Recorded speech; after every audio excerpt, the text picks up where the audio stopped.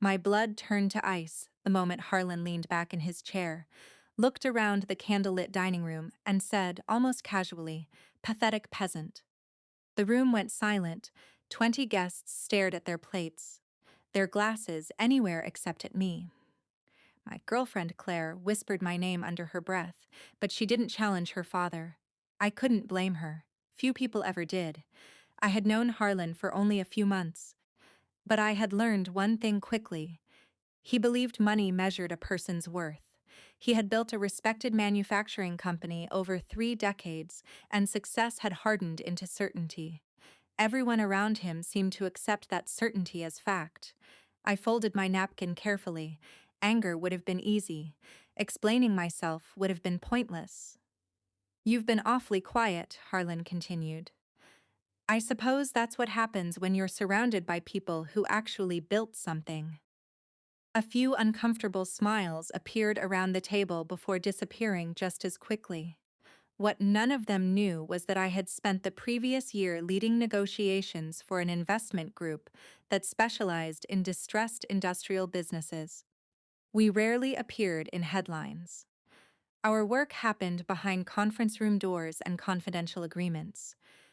2 weeks earlier, after months of financial review, our board had quietly acquired the senior debt that kept Harlan's company operating. The transaction hadn't become public yet. Until the final documents were acknowledged, almost nobody outside a handful of executives knew who now controlled that debt. I never intended to bring business into a family dinner. Harlan made that impossible. I stood slowly. "Enjoy the meal, Harlan," I said quietly. "I just destroyed your company's only lifeline." The words sounded colder than I intended. Confusion replaced confidence on his face. Then his phone vibrated. He frowned, ignored it, and reached for his wine. It rang again and again. Finally, irritation replaced pride. He answered. No one heard the voice on the other end, but everyone watched Harlan's expression change. His shoulders stiffened. The color drained from his face. "What do you mean the lenders changed?" Silence. "No, that's impossible." Another long pause. He looked directly at me for the first time that evening, not with contempt, but with uncertainty. Across the room, another executive attending the dinner checked his own phone. He quietly stood, walked to Harlan, and whispered something. Whatever he said confirmed everything. The investment group I represented now controlled the restructuring negotiations. Not because we had targeted Harlan personally, because his company had ignored repeated financial warnings for years. The room felt smaller. No one celebrated. No one applauded. Claire looked at me with an expression I couldn't read. It wasn't admiration. It wasn't disappointment either. It was the realization that both the man she loved and the father she respected had been hiding different versions of themselves. Harlan finally spoke. "You knew." "I knew the transaction would close," I answered. "I didn't know you'd decide to judge my worth before asking who I was." His voice was quieter now. "So what happens next?"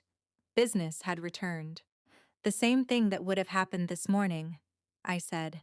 "Your management team will receive our restructuring proposal. If the company cooperates, employees keep their jobs. If it doesn't, there will be other options. You could make this difficult." "I could." I paused. "But your employees didn't insult me." That was the only answer I owed him. I thanked Claire's mother for dinner, nodded politely to the guests, and walked toward the door. Claire caught up with me outside. "You never told me." "You never asked what I did," I replied gently. "You only asked whether I enjoyed it." She looked back through the dining room window. "My father always believed power meant making people feel small." "And now?" She sighed. "Now he has to learn it doesn't." I wasn't interested in revenge. By morning, there would be meetings with lawyers, accountants, and executives. Real businesses survive through difficult conversations, not dramatic victories. As I drove away, I realized the evening hadn't changed my career at all. It had changed something quieter. For months, I had wondered whether I needed Harlan's approval to belong in Claire's world.